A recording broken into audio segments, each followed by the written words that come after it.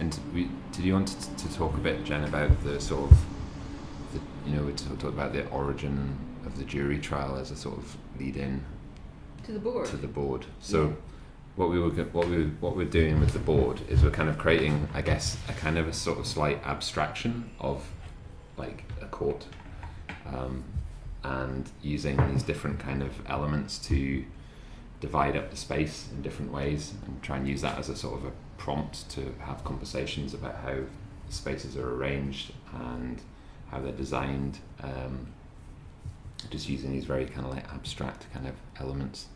Yeah, and with the idea with the board also after today is we're going to give boards to people, and we're going to have them, and in my research process I had thought to begin with, I'm going to organise a lot of people in the one room, academics and designers, architects and members of the public, to work with the board in groups and to see what kind of configurations people came up with. But then I decided I wouldn't do that, predominantly because as a person I'm not on the front foot in those types of situations. I need time to think and I need time to reflect on what I'm being asked to do.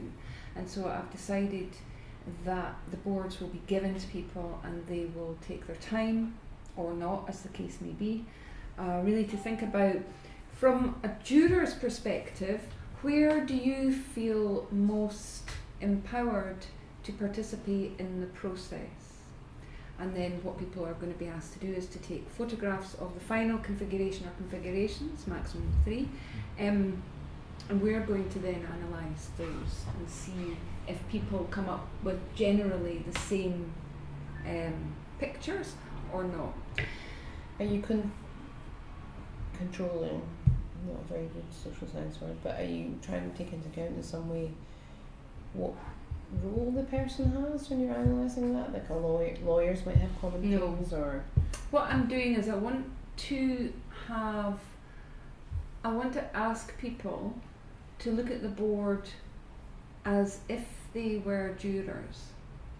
Yes. So, but what I'm interested in is not what their background is, whether it's a legal background or whether they're 18 years old or whether they're 55 years old.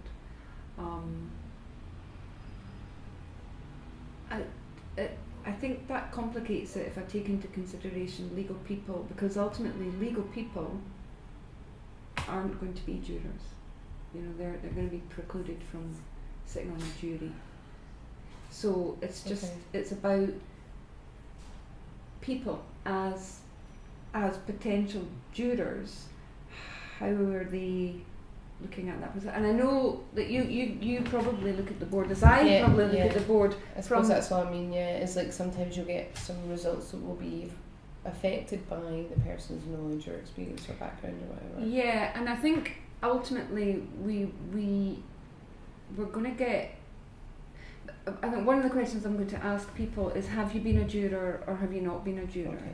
Because the preconception of what you see in a trial is often coming from popular culture. So if you've not been into a criminal court, you might think a jury trial is going to be something that's really exciting, that's kind of fast moving. But the reality is just it's not. So those pre-framed ideas that are going to prejudge any interaction with the board, whether you're from a legal background or whether you're an avid watcher of CSI. Got you. But what I wanted to do first of all, well, Sharon, you've been in a court. Okay. Have you been in a court, Lizzie? Been in a court, not as a juror. Right. Not as a on trial either, just as a general interest. Okay, so what I wanted to just do very briefly is talk about the kind of the journey of the jury from the historical juries, and contrary to what we have now is, and I'm going to just choose And these colours are they're not symbolic in any way. So it's totally random, right? So I'm going to actually, can I swap seats with you, Sharon, just for a wee minute? Or if you just move your seat on up, and I'll just come closer. It's just so I'm not stretching. But I'm going to use blue as the jury. Okay. So in the very, very early juries, what you had is you had the jury, all 100 men, not men and women. I'm just making sure that. Can you just see if that's actually lit up? Yeah, it is. So you had if this is the court space, you had the jury of 100 men basically taking up the dominant positions or taking up where they wanted to take up in that actual space, okay? So they could be absolutely anywhere. These people were chosen specifically because they knew the accused person, right? So if we take the accused, I'm just going to take orange for the accused at this point. So the accused person is going to be in one position. The judge is going to be... Actually, I'm going to have yellow. Can you give me the yellow, please? The judge is going to be in another position. And the jury are going to dominate the space, right? They're chosen specifically because they know the accused person and because they can shed light on background information regarding to that accused person. And that actually was for very positive reasons. So if the accused stole a loaf of bread, then this juror here can say to the judge, well, actually they stole the bread because there's no job in the household, there's 5 children to feed, and that's why they did it. So they're then allowed an element of compassion into the decision-making process. So over then the years, the jury diminished in size from up to 100 men to what we have in Scotland is 15 men and women, all positioned in the one space in the court.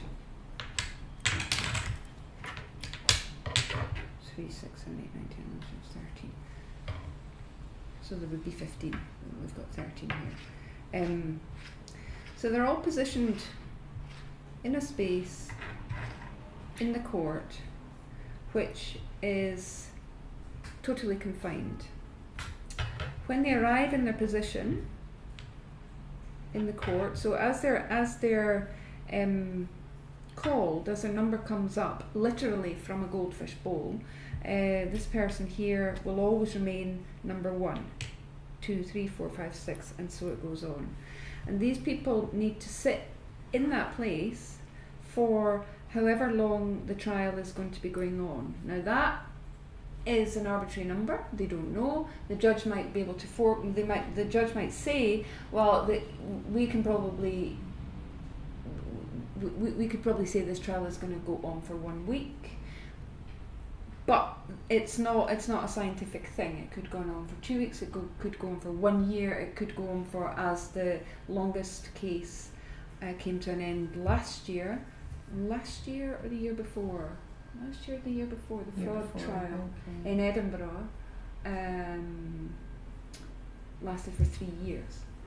They lost a few jurors in the process, but then what they had to do was they had to then conform. The system had to slightly ease itself into the wishes of the remaining jurors, i.e. giving time for people to go on holiday, get married, go on honeymoon, so on and so forth.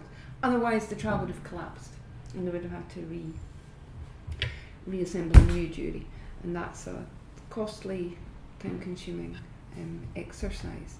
So anyway, rambled on. The jury are now confined in one space in the court, and what we have is a situation whereby we have the judge here and the accused person is going to be roughly here. Neil, you can keep me in, right? Accused person is going to be roughly here. Then we've got in what they call the well of the court, the legal professionals. So if we just put these for the Crown prosecutor, these for the defence counsel, and thanks Neil. And then if you just pass me those, and just another one, that would be members of the general public. And have I got another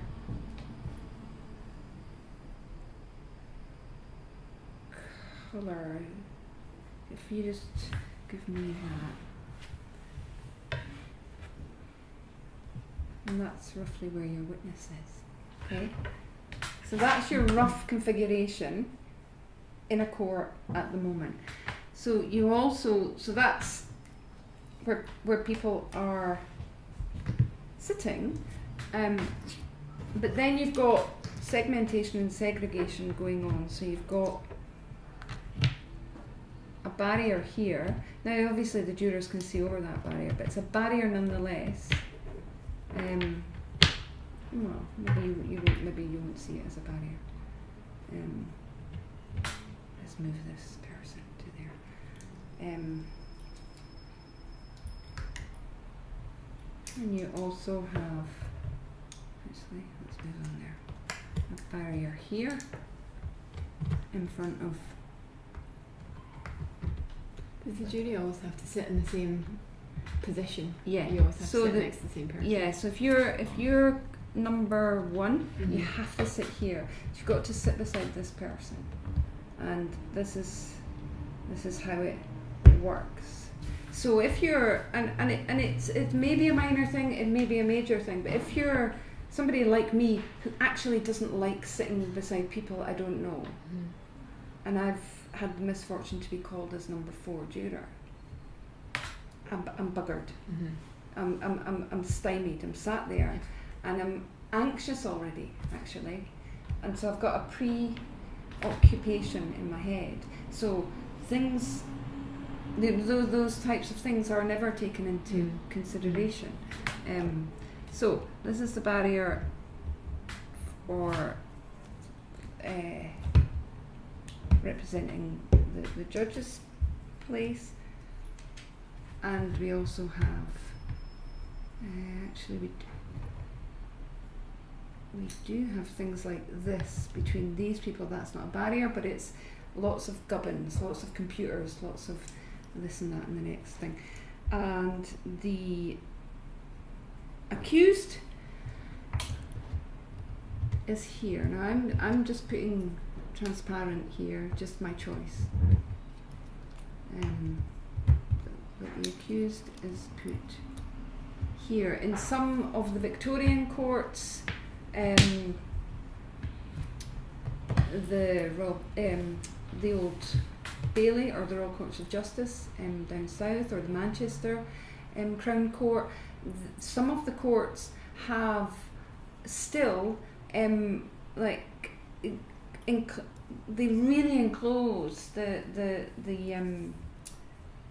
accused person. In fact, I think it's the Manchester Crown Court has spikes coming down above. I don't have a picture. You don't have legal architecture here, have you, Neil? Doesn't really matter. Doesn't really matter. But it's got images there. And there's obviously a barrier here between the general public and the court itself. That's quite a high barrier in most courts. and it's usually glass.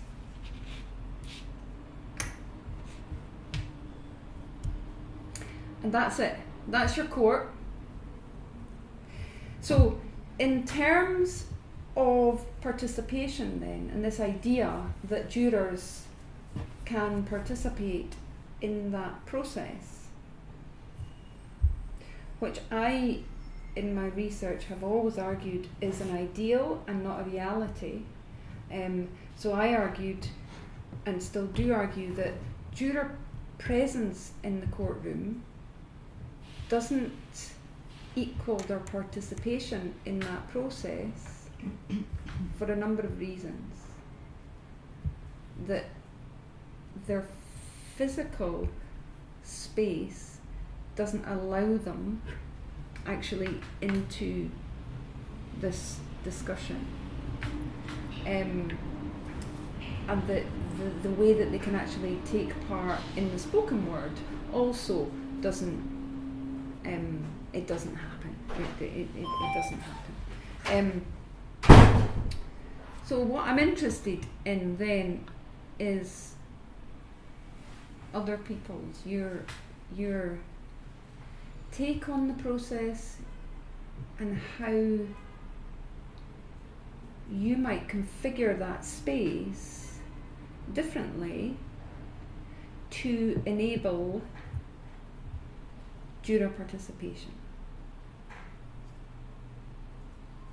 And if I just put a wee caveat there, a lot of people ask me about negative juror participation, and what if the jury undermines the process, and what if they attack the accused, or just make a mockery of the actual process itself. If for the time being we can look at it as positive participation, and their intention is to understand and clarify the process so that they can base their verdict on concrete understanding. That's what I'm looking at. I think I spoke for quite a long time. No, I think it's good and useful to sort of contextualize it.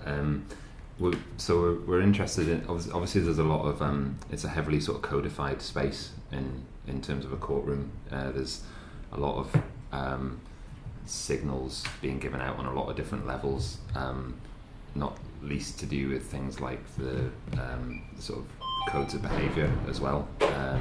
So I think there's what we're looking at particularly here is the spatial arrangement of the court, aside from, say, the materials or the way in which things are finished, or the way in which things are kind of give off certain signals that way.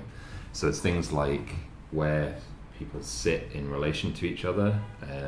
It's also like to do with elevation as well. So the sheriff's bench is usually sort of elevated at one end of the room, and everyone else sort of sits in a sort of slightly subservient kind of position to that as well. So so it's just an open invitation really to, if you just want to start moving stuff around, or saying, I mean, we had quite an interesting conversation the other day where it was just started with a kind of like what if. So it's like, what if we took, what if the accused was at the centre of the court as opposed to sort of at the back, and what if the jury was distributed rather than all in one place as well. So this is really just a prop to try and provoke those sorts of discussions, and as Jen was saying, we're just doing this as a bit of an experiment to see how it works, and then we're going to sort of pass it out to a few other people. So this is all just sort of like trialling stuff out really.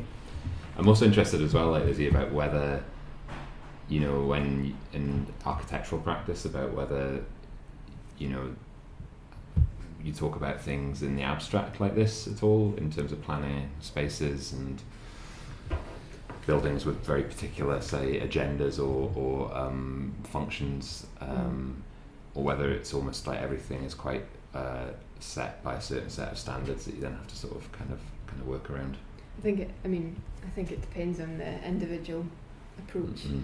I went to a meeting last week where my specific role was to tap into the psychology of the library and the kind of conception of that as a kind of public space rather than as a functional purely functional building, where the discussion on that form had to date been about book stacks and capacity and toilet locations, and it was, it was trying to, it was my questions that I posed to the kind of client group was, how do you conceive of this from the street?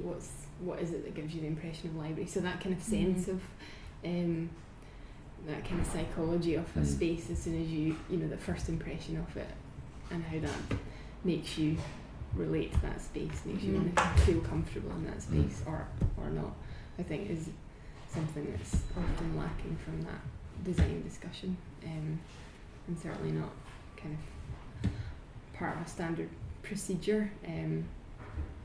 So I mean, but possibly no more so important in a space like this. So yeah, I'm kind of just from looking at those pictures, I'm really surprised at the sort of the way that this level of discussion maybe hasn't fed into that process yet. So.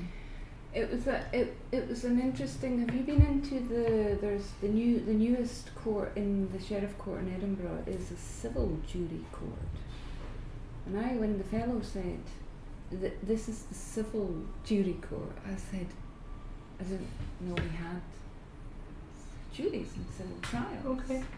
And the what did he say it cost, that court? It was something that was pretty mind blowing. It was an outrageous amount of money, and yet it had been built basically as courts. It was just like a mini version. It was a mini version. Yeah. Of a criminal court. Yeah. But it had almost some things that you would think, oh, surely they wouldn't do that. For example, the witness box had a stationary chair bolted to the floor and no ramp, so that if a witness was unable to come into that box or was in a wheelchair, there was no way into it.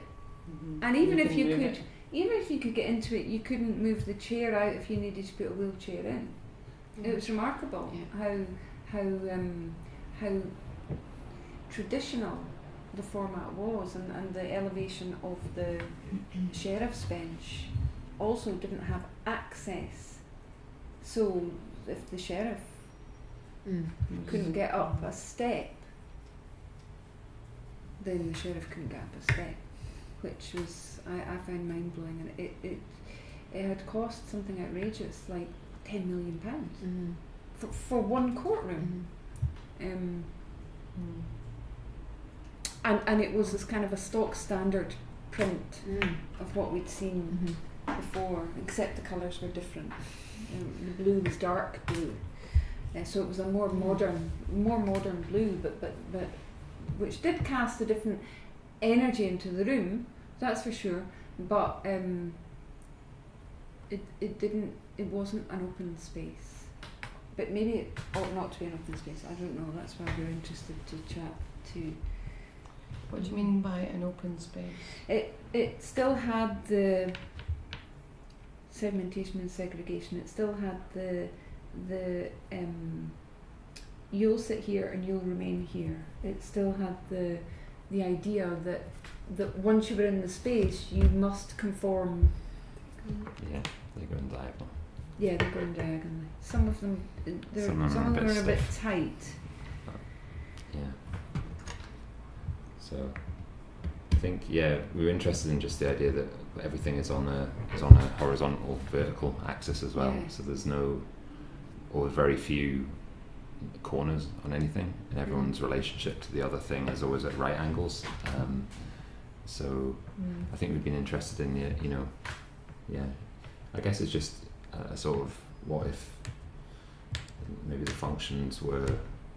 What if the accused was maybe in the middle, and like what if they were elevated rather than sort of sitting down in a dock, or what if could it be arranged in such a way that the jury was distributed throughout, or was that just completely sort of? I suppose my first what if was, I think, do we presume, as an architect, when you look at a plan, the idea of starting with a container for that plan. It's quite Yeah. bizarre to me. So Yeah. my immediate reaction was to start thinking about only using a small portion of the board to start with, and then Yeah. expand out from there. Yeah. But So if we did that and we put, say, well, I just like the first assumption of a kind of rectilinear room, I Is find that you quite feel it? odd. Yeah. So, Yeah, I don't see why it couldn't be a circular room. Mm-hmm. Or So a if triangle. so if we tried to recreate that at the moment by Without actual circular. but if we took away the corners to try and recreate a circular motion, as it were, a circular space. Mhm. Well, anyway. It's kind of like what you were saying about your chef. You Yeah. said that he didn't want to keep, like he was watching a game of tennis or whatever. You know, Yes.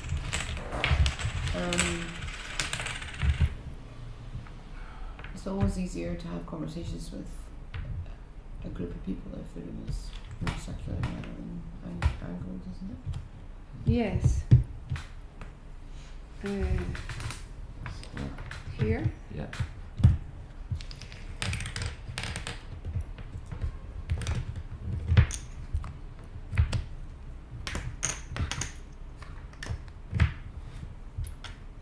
This is your People. This is your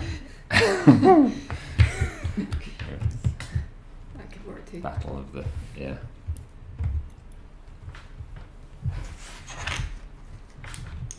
Because I think there's also you're right as well. It's about what the perimeter is as well. Yeah. Because there's an assumption, I guess, with all courts that the perimeter is completely sort of non-transparent. And I think maybe like Lizzie, when you were talking about the sheriff court, when we were looking at those pictures, it was around that kind of sort of plaza outside the court, but Mhm. the actual building itself is completely like impermeable, you know, unless you actually go into it. Yeah. There's no There's no light at all in the Glasgow Sheriff Court. It's all inward looking.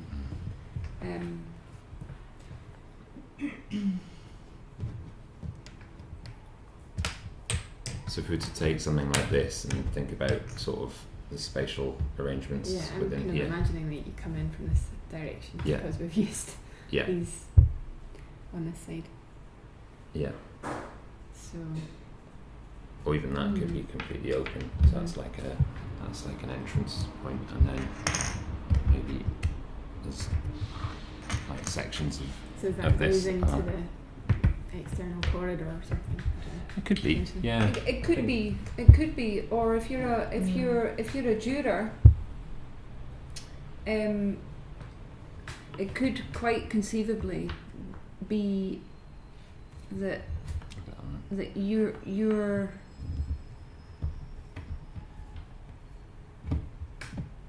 jury room, that your jury room is here, and actually there's no corridor at all between you and the court.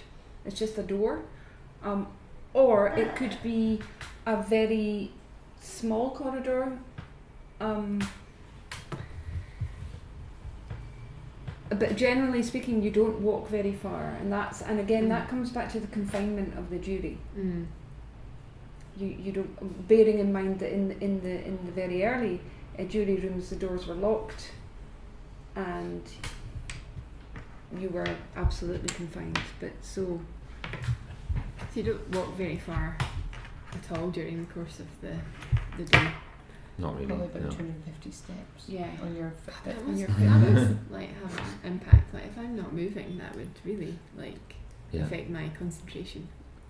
So it's not even that you're not moving. In a lot of them, you're not going outside. yeah, Some of them, Aberdeen, still go outside, don't they, for lunch Yeah. to the pub in the street next door, but they're escorted. yeah. And they're escorted back, and it literally is out the back door and there's the pub. But in all of the other courts, they take their lunch the lunch is brought in, Into the jury room. and it's sometimes into the jury room, not always into the jury room, sometimes into dining halls. Again, at the Glasgow Sheriff Court, those dining halls are inward looking and they're small, and if there are 4 jury trials, we are all in a separate jury trial. We're not allowed to speak to these other juries, but we're in the same room, eating the same food on a weekly basis as well. I mean, so for me, there's some constraints around. There are legal constraints that affect how a courtroom is set up. Sure. So one of them would be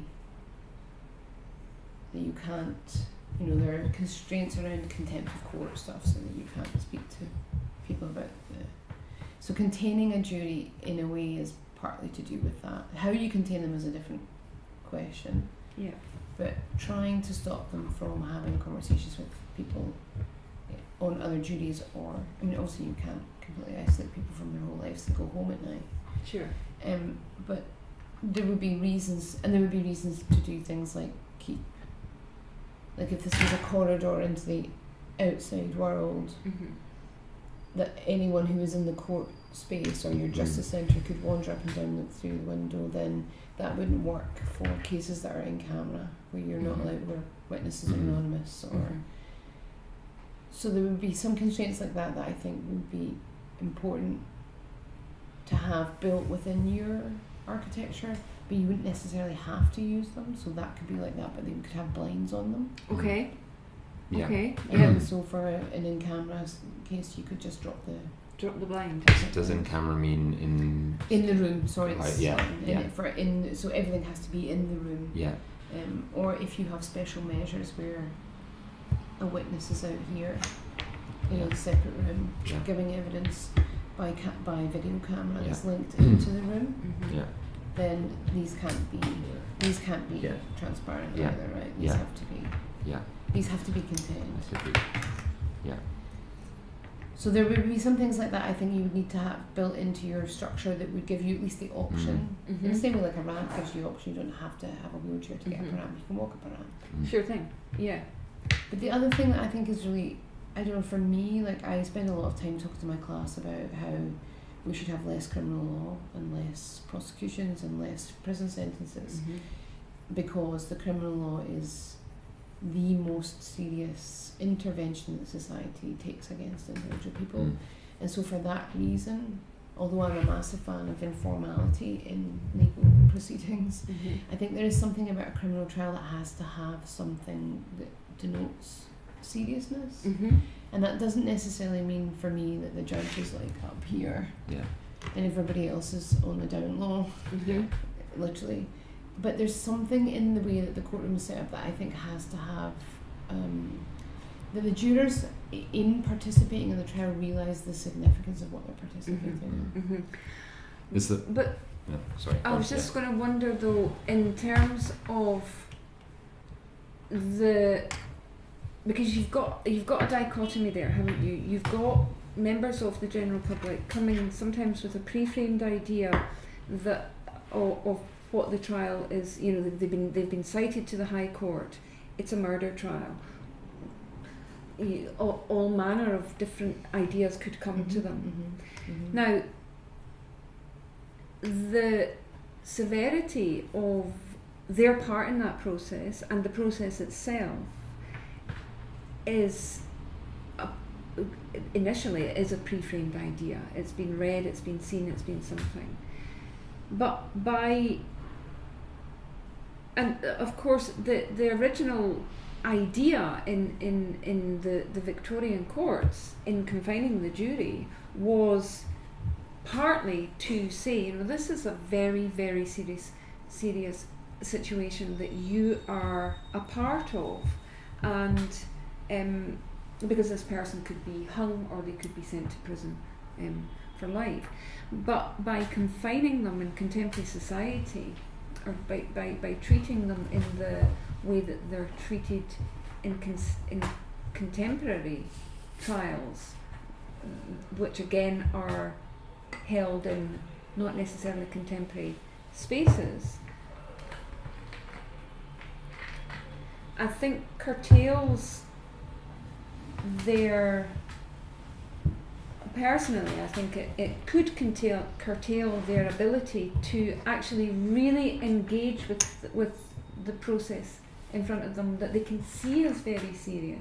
And so it's about... How do they see it serious? So that's my point. How do they see something as serious? If you have I don't know, I know very little about architecture. If you have something that looks like your friend's new swanky flat that they've bought on Western Harbour in Edinburgh because it's all glass and light and nice floorboards and very modern furnishings and so on, and it reminds them of that. Mm-hmm. How is that going to impress? I mean, the fact that you're in a murder trial, I mean, you said yourself, there's so much banality goes on in this space. Mm-hmm. Like, it is not like watching CSI. Mm-hmm. It's about procedure Mm-hmm. and mundane, routinized crap. You can get through a whole day where nothing actually happens because the clerk hasn't got the right piece of paper, blah, blah, blah. Yeah. How does somebody know they've been sitting there for 2 days, nothing's happened? How do they know it's serious? So I'm not saying that how we do it right now is the right way. I'm just saying, I think, in the same way that the concept of a public library is a public library, you might have conception of what that is, what it's for, what it does. The jury need to what are the jury participating in is my question. Well, I think, So- yeah. And what they're participating in is mundane and banal, but it's also incredibly serious. Mm-hmm. And I don't know how you reflect that. I think there's maybe some of the seriousness comes from like a learned cultural understanding of what a court looks like and how it operates. So it's seeing something that's familiar from things you might have seen on TV or something like that and thinking, oh, like this is a court, this is serious. I think subconsciously some of it comes through spatial things like the elevated sort of position of the sheriff, the symmetry of the courtroom, those kind of things The as scale, well, I think. and the scale. Yeah. So spatial's the sort of height of the room as well, and I guess also in the same way that sort of churches usually have a slight gradient towards the altar to make you feel as if you're leaning forward towards it, sort of reverential towards it. Then there's a similar kind of thing. I think, albeit my experience of courtrooms is limited, but I think that experience of kind of scale and grandeur, the kind of imposing nature of it, I think is very similar to that of a church. I was also thinking of a concert hall as well, in terms of that sort of, you can walk into an empty concert hall and really feel a sense of like presence within that space, and whilst visually it's quite different, I think it shares a lot of the same aspects of scale. The kind of auditory experience, even in a very silent period, would be quite similar. It probably has similar acoustics and finishes, and I think there's a sense of quality as well that you get, say, a well-built concert hall, that you can just feel in the sense of the way that the handrail wraps around something. You know, there's been a lot of consideration into that, and that I think bestows a sense of importance to the space. So. And I think that's a really interesting thing that you said there, because in terms of the quality and in terms of the almost the kind of the respect for the people that are in that space, one of the things that was very telling in our research is that the jury boxes are, apart from one, were really, really unkempt, whereas the rest of the court has been, you know, the sheriff's chair. Well, the sheriffs choose their chairs.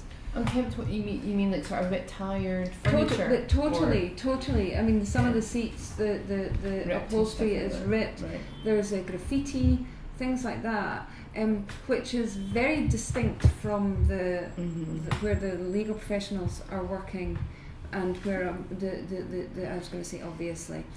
The sheriffs, you know, we asked about the chairs, and they choose a chair. I mean, they're sitting on their chairs for a long time, and they have ergonomic chairs, whatever, and that's fine. But these chairs here are bog standard flip up chairs with the stuffing coming out of it. Mm-hmm. And so there, again, there is that dichotomy. And so, you know, if we take a lot of the research that does tell us, you know, jurors they are trying to understand, they are trying to get around sometimes very difficult legal terminologies but there's this juxtaposition there, but they're told right at the very get-go, that you are the most, the judge will often say, you're the most important people in the trial. But that is not reflected in the physicality of the actual space. So I don't know about that. We'd have to have a conversation about that outside the room, I think. I don't know if I agree with that, but I don't know if I agree with it. Okay. I don't see the point in having a circular room, which was my suggestion, unless you're going to use it circularly. So I don't see why the jury couldn't be like the way you would put, like if you were having a seminar, if I was teaching, I would put my students around the outside like that. I wouldn't put them in lines. Because again, it feels like, if you're going to use words like participation, it feels like a conversation. So if you're going to have a conversation, it's easier to have it in a circle. I don't like the idea of having the accused in the middle. No? Okay. Because of the panopticon thing. So now this person can be seen by everyone in the room, but unless they're constantly doing a 360, which is going to make them dizzy, they can't see everyone in the room. Sure. So I would prefer to think about maybe even having the accused person like here. So they're part of the circle and the jury is around them, if you like, but they're on the same level as everyone else.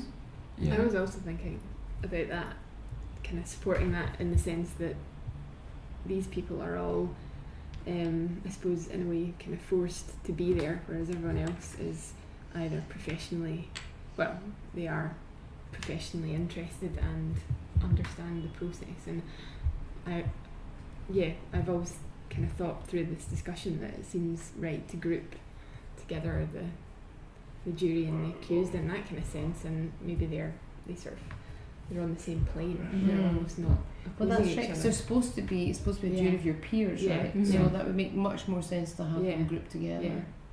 Yeah.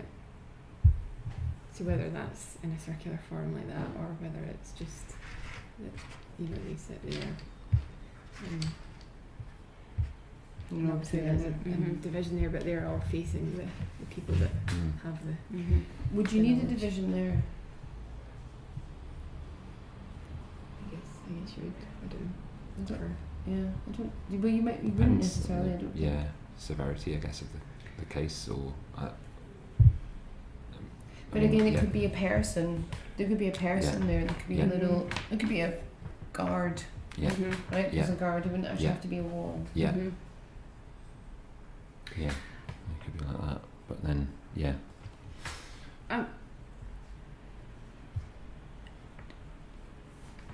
it could be that. And I think that kind of removes, with your first layout, the kind of status quo. There was, you've got a kind of them and us instantly, whereas which may lead to sort of a kind of antagonistic attitude from the jury towards the accused. But I think that that's the them and us now, and that feels better. In this one, you've got all the jurors together. Was that important to you? Your way, I think, is either or. I was just suggesting that. No, I was just wondering, because I think some people do think it's. I mean, I think that's what Ginny was saying was the reason they were kind of grouped together in the first place, because some people thought it was important to have them all together, and I don't know if that's. It's not important to me, but I just wonder if other people would find that, like if jurors would find it helpful just to be all together and spread out, or if And this is just purely it's all purely conceptual. But is there scope? And I don't know if there is scope. I'm just putting it out there. So, well, hang on. Let me ask the question. So, if we've got the jury here, or over here, as we've had them, so it's that kind of kind of them and us type thing scenario. Then this space is set out for the jury in a purely conceptual court. Is there scope actually to let them come into the space, and so let's say they've been in their jury room or the holding room here and they're coming through as a unit, as the jury. Is there any way that a space could support them to come and sit anywhere? Who comes into the room first? Is it always the same? So it is usually the same. It would be the clerk. It would be the clerk would come in, and then the jury, but the legal people are here already, so they're in the space.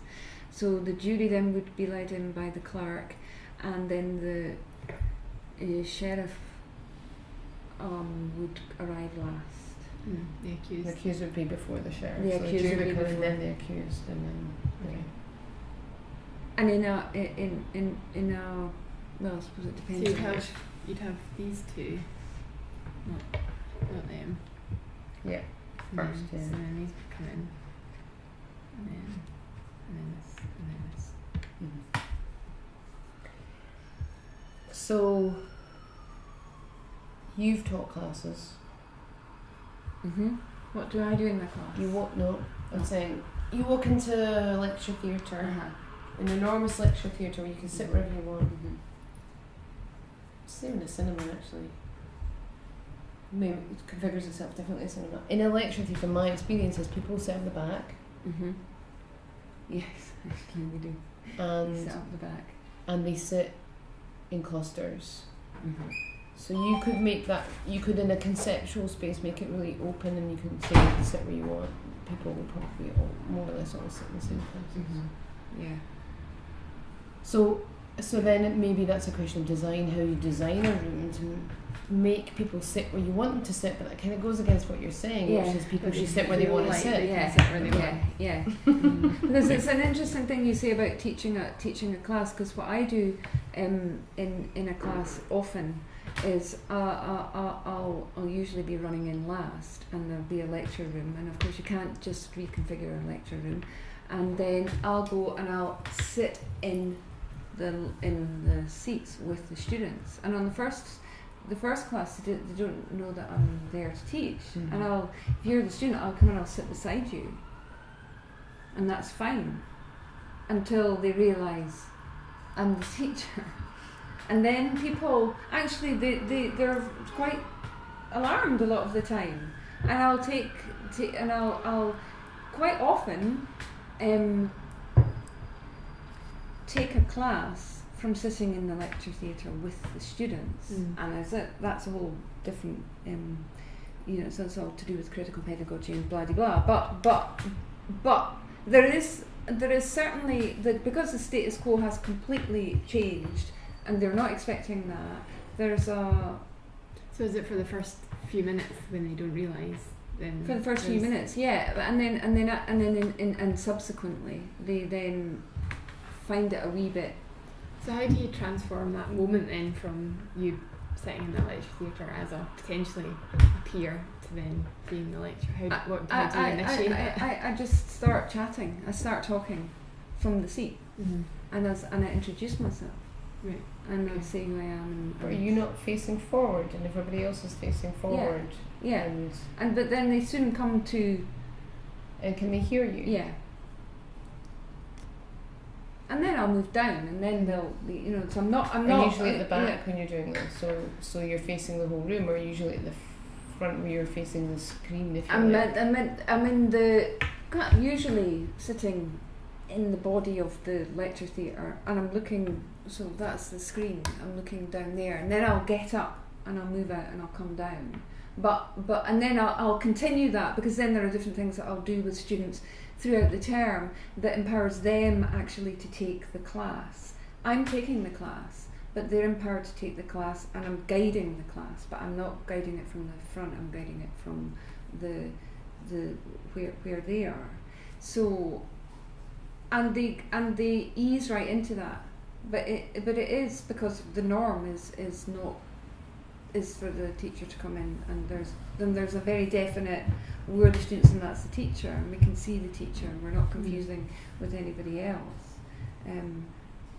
But yeah, that's maybe going off kilter. I think what it does like highlight though is the idea that maybe within these discussions there's a sort of sliding scale, and there's a kind of like what would a completely like radical sort of, you know, like what if there was a room just with chairs, like what if a court is just essentially a room with chairs in it, and all those chairs had exactly the same kind of status.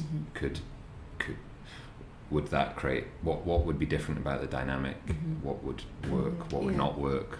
And those kind of things. So I think those sort of thought experiments are quite interesting, of the kind of the what if, which I think is really interesting about this, where you were talking about the idea of people being, it's divided between the lay person and the professional, if you know what I mean, rather than the accused and the.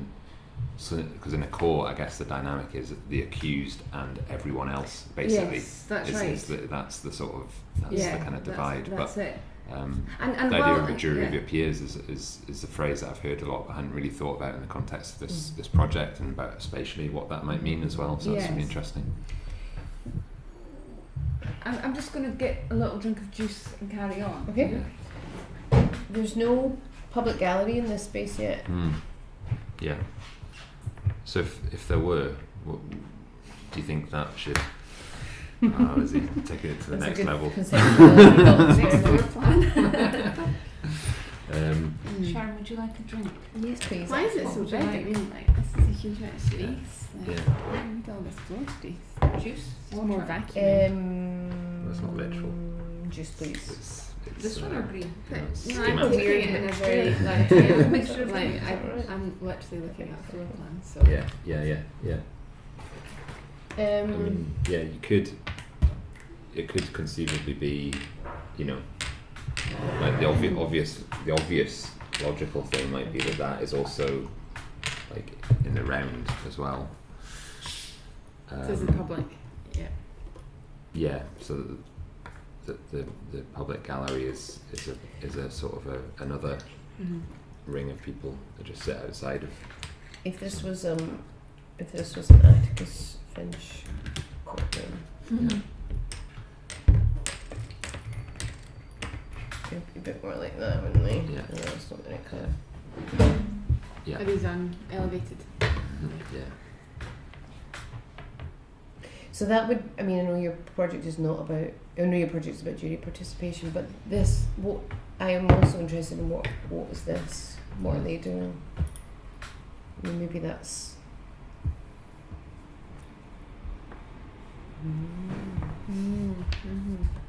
Bit much, maybe. No. Just go for it. We've got them. Let's use them. Yeah. Because we can spread them out a wee bit. I quite liked it when it. Yeah. Like this.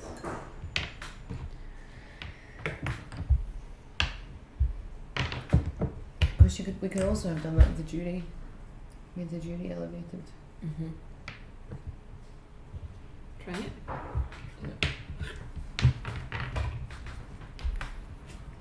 Can't elevate them all, unfortunately. Selected Selected jurors.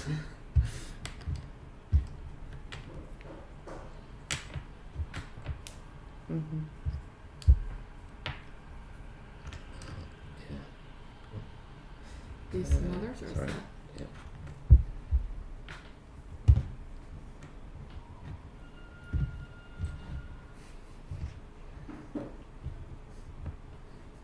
I think it's interesting. Like That they completely practice, right? Because obviously the judge is usually raised. Sometimes these people are raised, but often not. And my memory, although it might be wrong, is that some older courtrooms, like Victorian courtrooms, the accused is also raised because they're in a little in a box, like a raised dice box thing. Yeah, they can be raised in a box. Sometimes in a glass box, you know, with glass around them. That would be weird, wouldn't it? It would. I don't know, I'm kind of almost thinking, I'm going back to concert halls and like, this is the stage that you're kind of looking down at. Yeah. And to me, And that like doesn't make these conductor people any almost. less significant. Yeah. It's almost because you get a detachment from the raising of these people. So they, What do you think the implications are of the jury being able to look at each other? Because there's one thing that I've noticed is quite interesting is there's a sort of dynamic where the jury are all basically forced to look in the same direction because of the way the court's laid out. Yes. And that idea of, say, peer pressure within a jury or peer groupthink type. Yeah, you're going to be looking at somebody going like, Like having some making expression of like, no, that's not like right. went like, Yeah, well, yeah, exactly. Yeah, or someone starts to doze off. Yeah. I think it sort of depends on what you conceive the jury. Like, are they a group working together, or are they other series of connected individuals, and that's why they sit next to each other and all face the same way, and then they don't do that group thing in that space. They only do it out of the space in the jury room. But if you think of them as a group of peers, then there's no reason why they couldn't be. So they have no verbal communication in that layout, but they have facial expression, and Body language and maybe that would ease the discussion, later on in the room, if they already have a sort of sense of each other. Yeah, I don't know. Maybe that's an Interesting. Yeah. And they also have a more direct view of public facial expression as well, I suppose. But then they each have a different view of public facial expression. So if you have a little group of public here that's very supportive of the accused, then the jury person here might get a different sense than the person here that can see this person. Yes, that's right. Or so maybe that would be an argument for having the public separated in some way. So like if they were at the back but raised in a way that it wouldn't be very easy to see them, So they or have a most screen people or screen. some kind of screen or some, and then most jurors probably couldn't see them, but the judge could still see them in case there was any shenanigans going on. So maybe we need to pull these back a little bit and then it's becoming more of a crescent. Yeah, So that we semicircular can circle. see. Yeah.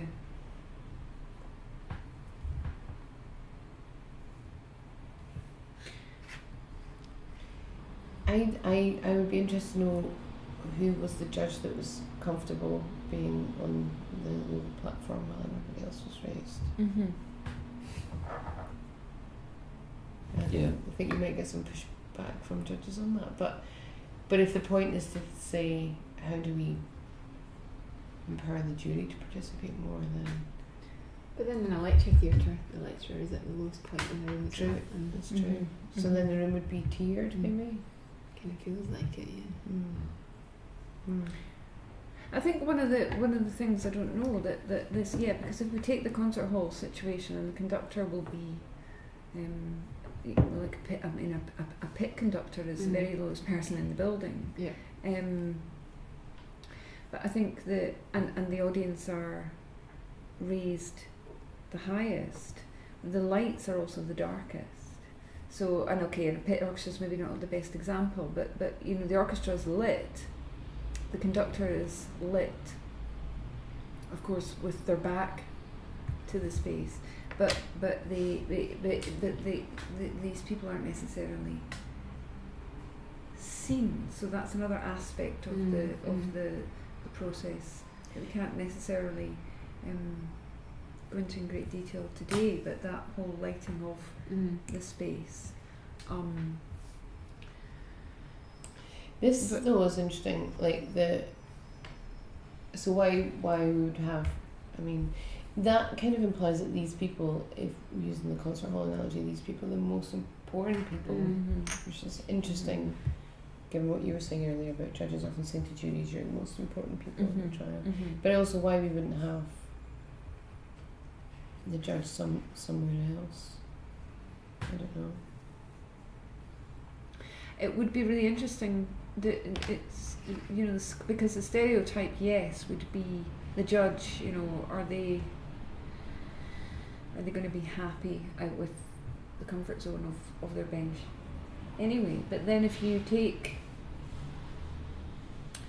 the book that I draw inspiration from a lot, The Art of Justice, where the judge went totally counter to what we would expect a judge to be saying about the court that they're working in, and that is they saw all the injustice. He saw all the injustice for 40 years, and he couldn't say it, he couldn't do it, he couldn't say anything because protocol said that he couldn't question the process of the court. So he was actually as silenced, if you like, as everybody else. And so he in that book, in his research, or rather in his life on the bench, he drew the pictures, and so that the pictorial voyage that he made over 40 years is absolutely fascinating because So and he would why love not to put be the here, judging with the folks then?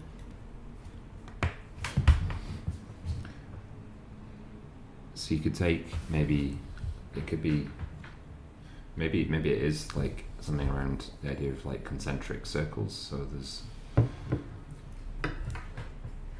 if we had, I don't know if we moved this here, but this was more like a kind of a circular kind of. Oops.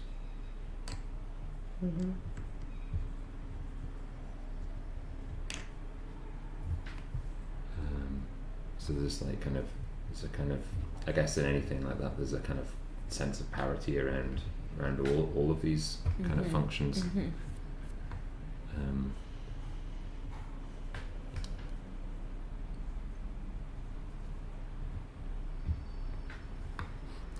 Is the conversation mainly between having not experienced this firsthand? I suppose these people are directing questions here, and then how much does the judge input into? The judge doesn't input unless the the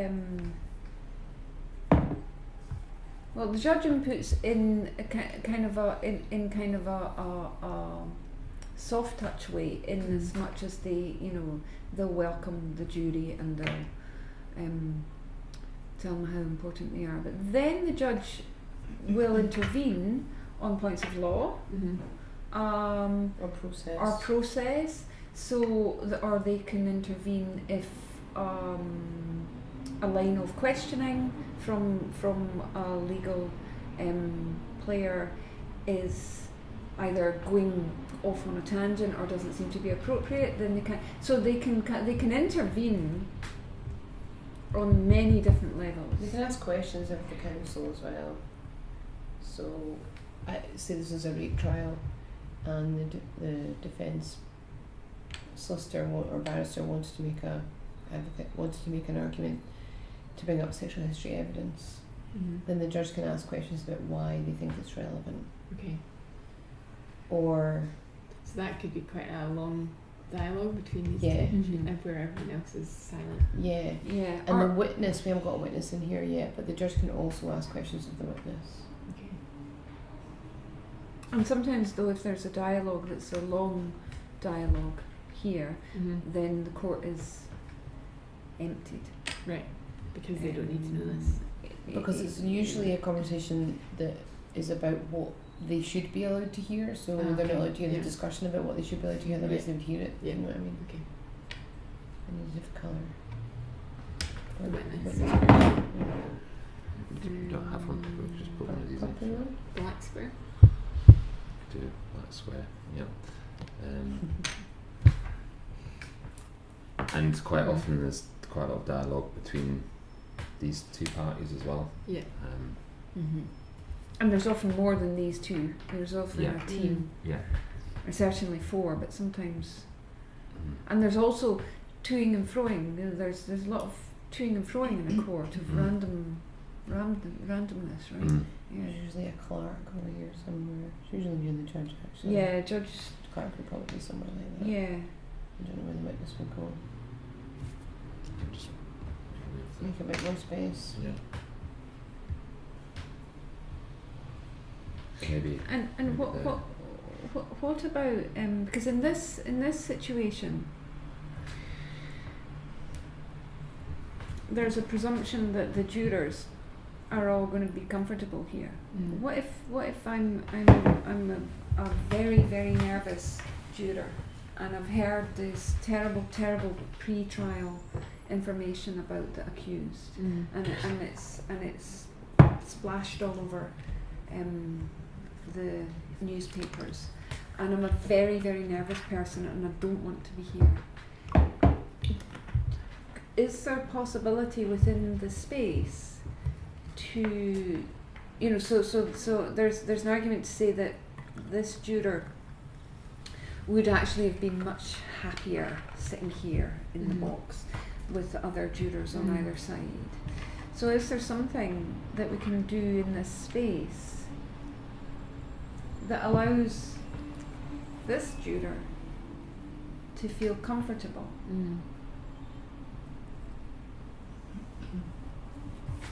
Nah, I just have to sit there.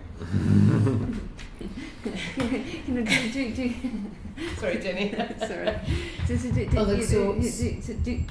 Is there space? Just thinking, blue sky thinking, to have a totally interactive space whereby if this person doesn't like it, there's something that can come around them if they want, or something that makes them feel more comfortable within the interior design. So are there interior design aspects that can be disappeared as much as it can be used? A bit like the blinds.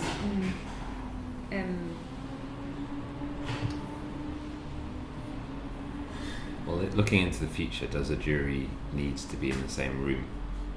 I mean, does a jury is it fundamentally underpinning a principle of justice that the jury are in the same room? Well, or could there be, like a room that almost is like divided in two, and they everything is relayed via camera? Or I think there's a lot of pressure, historical pressure, which some translates into now about being able to see the person who's accused you, right? And there's been a big debate around whether victims should be anonymous, and I think especially if people are giving evidence by video camera, and then you end up with no witness stroke complainer and no jury in the room, and it's just you as the accused and the judge and the solicitors, that might feel quite, from the accused point of view, that might feel a bit odd. But I would wonder how far watching it on TV in a room next door would feel that you were participating in it as a juror. I would feel that would be a bit removed. I think the essence of participation to me is being in the room. yeah. And it's not necessarily principled justice, although it probably could be. But I mean, from my instinct is not driven by that. It's driven by a kind of you want to remove if you want to remove the obstacles to participation, then removing the jury seems like an odd thing to do. Yeah. For me, something like that I would probably be quite a nervous juror, and I wouldn't want to be. I think protection from other members of that group would help. So if you could more kind of sit at the back of a formation where you would have a sort of good frontage of people that are maybe more outgoing and happy to sit within that space, and then you kind of grade it back so that you have a little bit of distance. Maybe. Sure. Yeah. I'd probably want to sit there or there. Yeah. So you would feel better able to participate here than you would have if you were sitting in this here. Yeah, probably that circle, like. you've sort of exposed it. When you go to a seminar where it's just a complete circle, I always find that a little bit terrifying. Complete exposure of I think this is quite nice because it allows different sort of, I suppose, like different levels of being either. There might be people who are quite happy to be in the front or want to be at the front so they can see better or whatever, but then there might be people who do want to sit, be more kind of contained as well. I mean, I think it gives that flexibility. I think in what you were saying, Neil, about looking to the future, would there be a space in a court where the jury wouldn't be there? I mean, we've got an adversarial trial system, which part of that process is having the jury as some would say. Some would say you can see a democratic process going on because the jury are there, and others would say that it's just the face of democracy, and actually in the way that they're being used or not used is kind of calls to question that democratic process. And I suppose this process, us here in the board, I mean, I've been asking the questions since I wrote my PhD, as Sharon knows. So it's a constant question that I have in all of my research, because people will say, so how would you do it differently? And my baseline answer is, well, I don't actually really know, but these surely allows us then to come to other images that hopefully. I think it is about, for me, it's what's interesting is to talk through possible images that aren't necessarily right. They're not necessarily, it's not saying this is the right answer, but it's just so much of court design is historically inherited from for various different reasons, to do with, I guess, practical reasons, tradition reasons, and all kind of things. So I think it's kind of just useful to talk through with different people, like the sort of what if scenarios, not suggesting that with the plastic perspex we're going to come up with the answer. You might, but the more the process of the discussion that then that potentially leads to insights about how the court operates or what the dynamic is. Because I think when you first sort of talked to me about this project, and the interesting thing was around the word of empowerment of the jury, because there's a premise that the jury is a sort of supreme sort of force, like within the court, as in at the end of the day they make the final decision.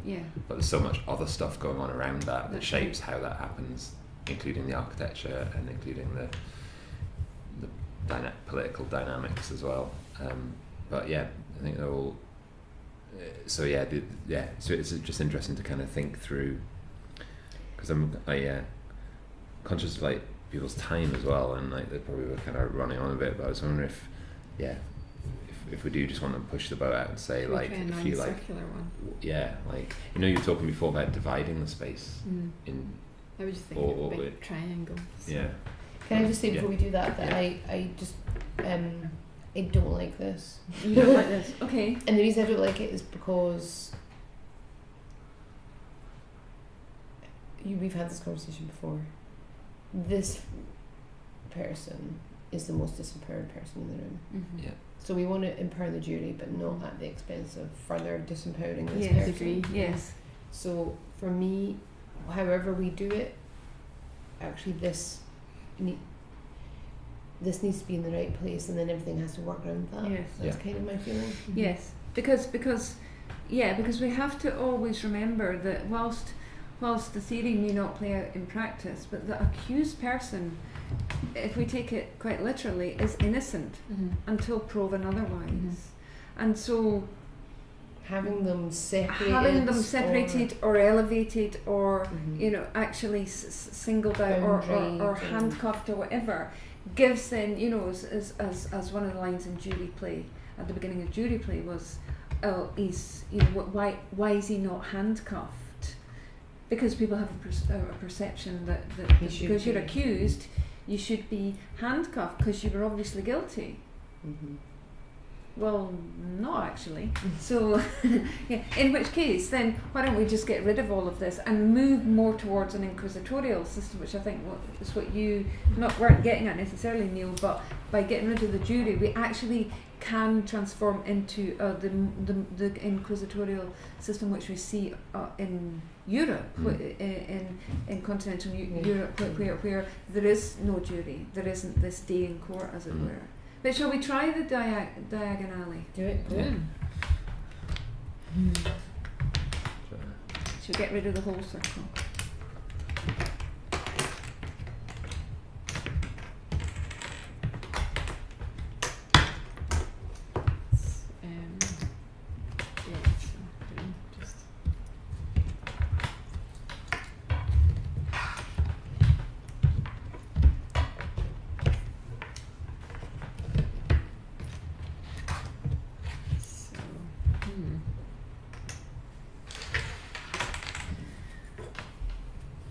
So what those ones?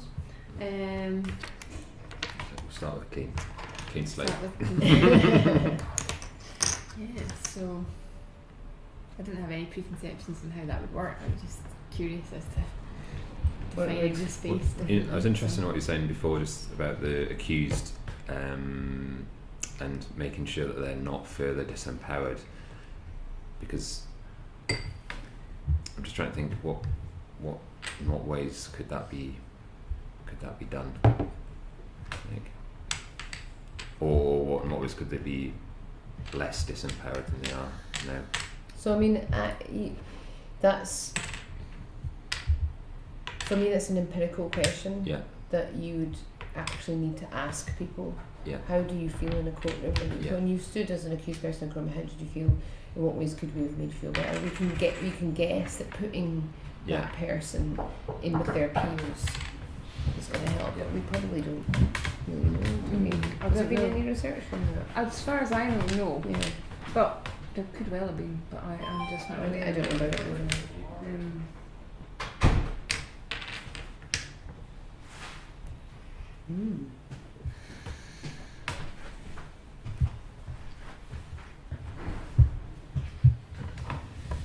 Interesting. Is it basically, if this is the room, it's not like that's going to be used for something else for No, I'm this, just it's ignoring just that this room. thing. Yeah, okay, cool.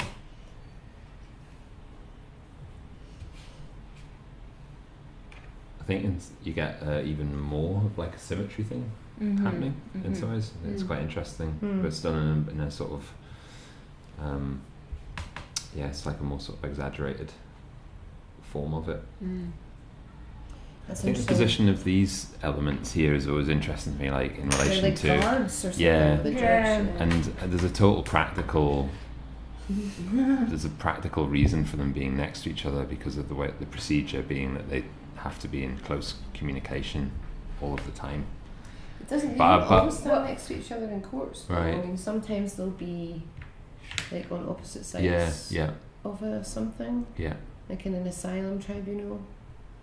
Yes, that's right. Like on opposite sides Yeah. of the room. Yeah, I mean, in a yeah. tribunal setup, they would be on opposite sides of the room. Right.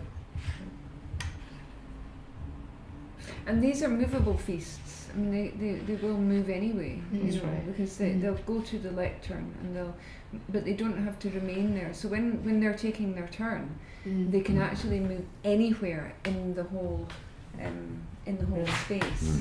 Well, no, they can't move into the judge's bench or the jury's box, but they can move anywhere else. Yeah. So why are they privileged with movement and nobody else is? Because they are.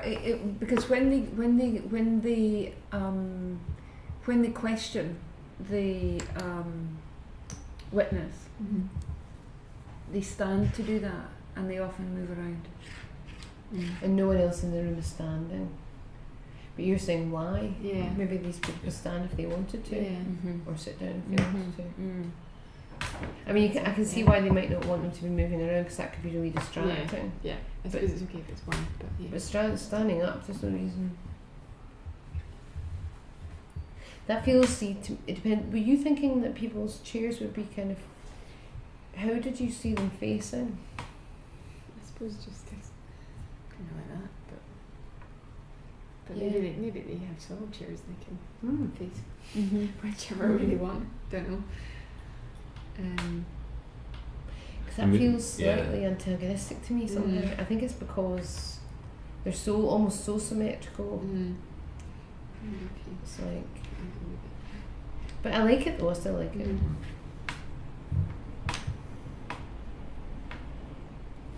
The movement thing's interesting. So, like, what if a courtroom was had different modes Yeah.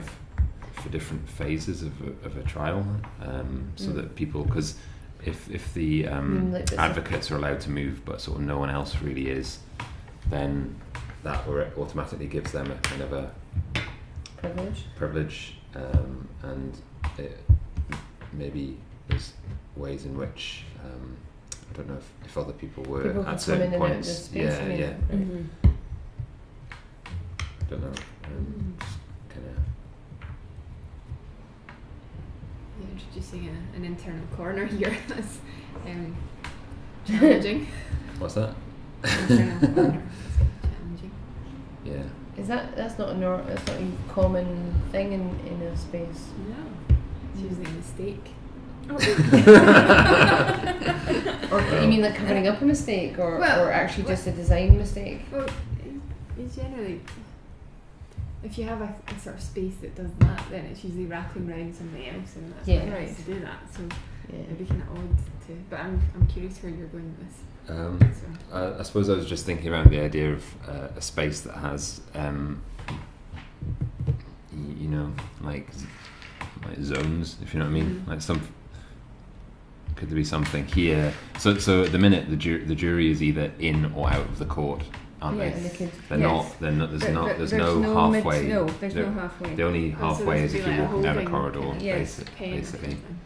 Or But- like just a break, sort of like. But I Yeah. suppose if people were a little bit more free to move or something like that, or the idea that there was a space, you know, maybe when witnesses are speaking, then the jury all do need to be here. But then maybe there's other sort of parts where they could be in a different zone that is maybe slightly acoustically sort of Maybe you want cut to off cut from. that corner like that, so that It's really You don't like a upsetting. corner, do you? It's upset. It's It's upset, I've Lizzie. upset Lizzie. Yeah. Oh no.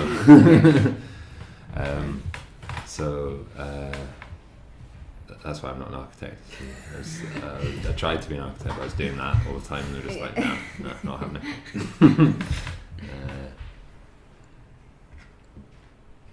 But I suppose there's like possibilities for to be some sort of, I don't know. Yeah, just wondered what that was like. I mean, it's just again just thinking out loud, really. But that's a shy person. yeah, so. I quite like that because it gives a sense of this space gives the sense that the jury can come into themselves or can respond in a way that they feel comfortable responding. And what I see in this space is especially back here that they can actually stand. So it's a space where you can sit and you can stand. So you're not forced into doing something that you're not comfortable doing. But it was also interesting though that earlier on when we were talking about, you were saying, you know, what if you're sitting next, what if you're this person, or even worse if you're like this person, and that's the corner of the room, you can't get out, so there's no reason to have, this is a lot of space, so you could have people really spaced out from each other, so that no one is like feeling Mm. trapped, or just actually make use of the space. I'm starting to think of this whole wing as almost like a common room for the jury whilst in the courtroom, which is a bit bizarre, but almost like that's their space. Yes, but that's really interesting because then what about if this space for the jury it doubles up as actually the jury room, so when they're deliberating, they're actually deliberating in the space where And the screens will come down. and the screens will come down, and the rest of the court clears, but they they remain in that space. Mm-hmm. I think something about the idea that the courtroom is where everything happens Yeah. is quite. I don't know if I just being a bit sort of Well, OCD, but the it's thing like, is, you the- know, yeah, it's the all- practical problem is that courtroom space will need to be used by other people, right? Yeah, but if it didn't, if it was just Yeah, then thinking out the box. yeah, because the first thing that you're faced with in the jury room is the horrible coffee machine, but the mentality is also food, coffee, tea, all Relaxing, your chatting. personal belongings are there, so it's a totally different dynamic, and so it's almost getting back into that process of deliberating the verdict. But if it were here, then it's kind of I sort of read this as we're reimagining the jurors' room as a courtroom, so everyone comes to their house to Mm. take part in the Mhm, proceedings mhm. rather than, and that Them gives them coming in more and of a out, sense of their importance ownership. within it. And giving them that space doesn't in any way necessarily take away from. You don't. These people don't need. They need space, but they can be in a different. These people don't need that much space. yeah, yeah. And I think that would make them feel comfortable because they've kind of taken ownership of this space.